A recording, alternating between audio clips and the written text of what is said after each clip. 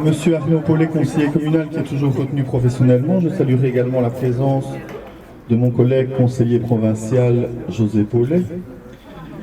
Mesdames, Messieurs les travailleurs des titres-services, parce que c'est vous qui êtes à l'honneur, donc à tout honneur, je vous cite les premiers. Mesdames, Messieurs, en vos titres grades et qualités, vous m'excuserez, mais je ne vais pas, au risque d'omettre de citer certaines personnes ou les titres, je m'en tiendrai à la formule traditionnelle. Le 28 juin 2010, Daniel Delavelay, bourgmestre, Bénédicte Servet, Echevin, Benoît Moyersoun et Pascal Ansotte, conseillers, ont décidé de donner un nouvel élan à l'Agence locale pour l'emploi. À l'époque, la présidence était assurée par Marc Detreau, qui est présent ce soir aussi. Marc, qui dans un autre contexte assure par ailleurs la direction de la ressourcerie namuroise.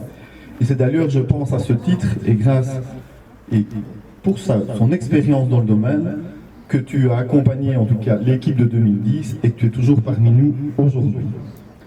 Ces mandataires, des représentants syndicaux, que je remercie également, et des personnes issues de la société civile, ayant une certaine expérience, ont vu juste en voulant redynamiser cette antenne auétoise dont nous sommes encore fiers aujourd'hui. Et dont vous pouvez être fiers, chères travailleuses et chers travailleurs. Car que serait l'ALE titre-service sans vous? Pas grand-chose.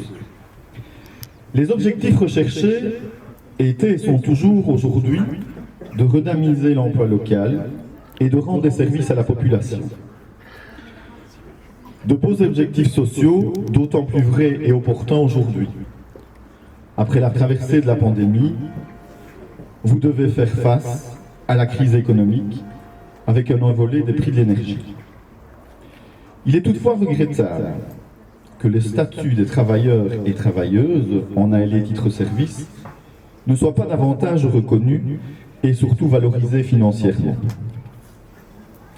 Il est donc urgent et nécessaire que les autorités supérieures réagissent et refinancent ce secteur, sans oublier la valeur faciale du chèque, faute de quoi nous courons toutes et tous à la catastrophe. Au vu de l'augmentation du nombre de travailleurs, les anciennes écuries de la Maison Rossou se sont avérées trop vite exiguës et non fonctionnelles.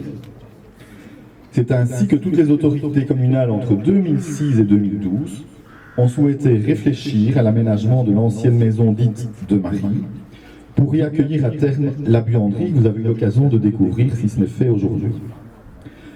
Consciente de l'intérêt et de la nécessité d'un tel outil, la majorité actuelle a donc lancé le marché et fait réaliser les travaux pour un montant total de 345 000 € TVA comprise.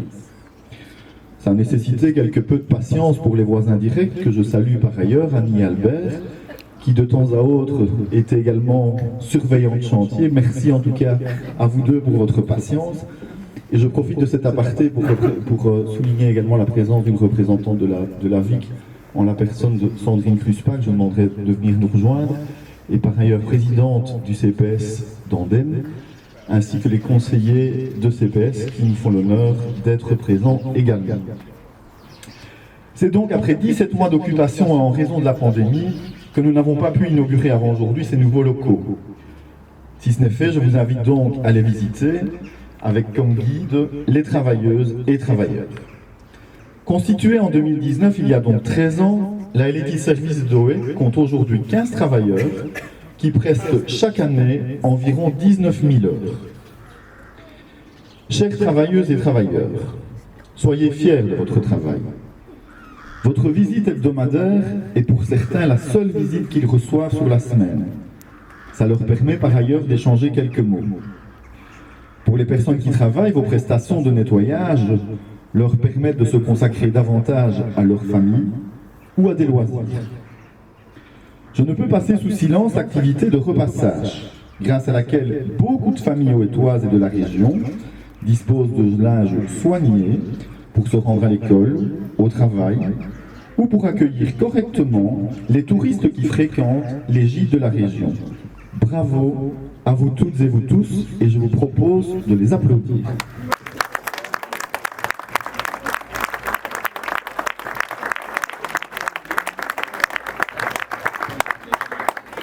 Derrière ce travail précieux, des tâches administratives et financières doivent être aussi accomplies.